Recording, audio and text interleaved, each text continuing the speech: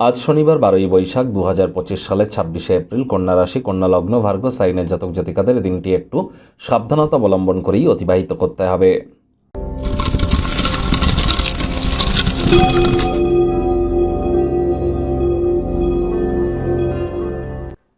ভিডিওটির শুরুতেই স্ক্রিনে আপনারা দেখতে পাচ্ছেন শনি মহারাজের বীজ মন্ত্র ওম প্রাং প্রিং প্রং স শানিশ্চারায় নামা।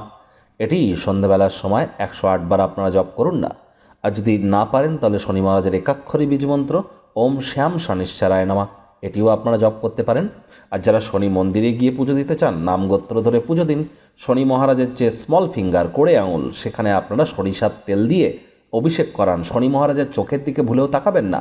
তারপর নামগোত্র ধরে পুজো দেওয়া হয়ে গেলে ওখানে বসে শনি মহারাজের প্রণাম মন্ত্র ওম নীলাঞ্জন চয় প্রক্ষং রবি শতং মহাগ্রহম ছায়া গর্ভ সম্ভুতং তং নমামি শানিশ্চরম, এটিও কিন্তু আপনারা জপ করতে পারেন, উপকৃত হবেন। আজ ভুলেও সরিষার তেল বেগুন খাবেন না।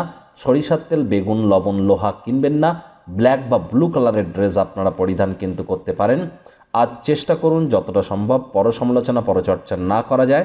শ্রমিক সম্প্রদায়ের যে সমস্ত ব্যক্তিবর্গ আছে বা যারা জুতো সেলাইয়ের কাজ করে তাদেরকে তাদের কর্ম সম্পর্কিত কোনো না কোনো সরঞ্জাম যদি গিফট করেন, এটি আপনাদেরকে বহুলাংশে উপকৃত করবে। আর বাসি খাদ্য খাবার খেলেই কিন্তু মারাত্মক ক্ষতি, আলসেমি করলেই ক্ষতি। টাইম ম্যানেজমেন্ট এবং হাইজিন কিন্তু আপনাদেরকে মেনটেন করে চলতে হবে। ভাগ্যমিটার আজ আপনাদের বলছে 4.5 আউট অফ 10, ভাগ্য আপনাদের অনুকূলেই থাকবে। সম্পর্কের খাতে এবং কর্মজাগতিক ক্ষেত্রে একটু সাবধানতা অবলম্বন করে চলতে হবে। দেখুন, কোনো নেগেটিভ বা নেতিবাচক কথাবার্তা বলতে কিন্তু আমাদেরও ভালো লাগে না, তবে গ্রহ নক্ষত্রের হেরফের অনুযায়ী ইন জেনারেল ডেলি প্রেডিকশন আমরা প্রস্তুত করে থাকি। যাদের চন্দ্র রাশি কন্যা অর্থাৎ মুন সাইন, যাদের ভার্গ এই গণনা, তাদেরই কিন্তু অধিকাংশ ক্ষেত্রে খাটবে। কায়িক পরিশ্রম হলেও শরীর মনে সতেজতা এবং তরতাজাই আপনারা অনুভব করবেন। দীর্ঘদিনের পুরনো রোগশোক থেকেও আজ মুক্তি পাওয়ার পথের দিকে আপনারা এগিয়ে যেতে পারেন।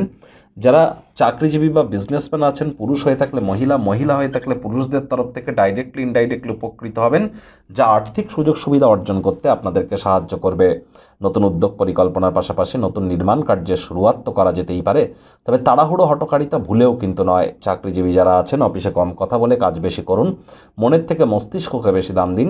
অফিসটি কিন্তু প্রেম বন্ধুত্ব শত্রুতা বা কোনো সম্পর্ক করবার জায়গা নয়। সম্পর্ক করার ইচ্ছা হলে অফিসের বাইরে গিয়ে করুন, তা না হলে বসের কিন্তু কুনজরে পড়ে যেতে পারেন। রাজনীতিবিদ যারা আছেন, জনসংযোগ বৃদ্ধি করুন। কঠোর কায়িক পরিশ্রমের কোনো বিকল্পই কিন্তু নেই।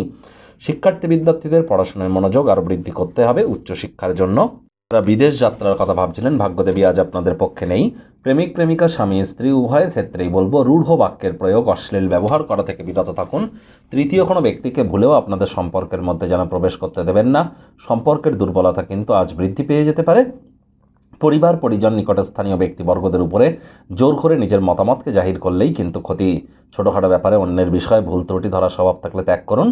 ভাই বা বোনেরা একসাথে সিনেমা বা স্পোর্টস দেখে সময় কাটাতে পারেন। এর ফলস্বরূপ আপনাদের মধ্যে বন্ডিং কিন্তু আজ বৃদ্ধি পেতে চলেছে।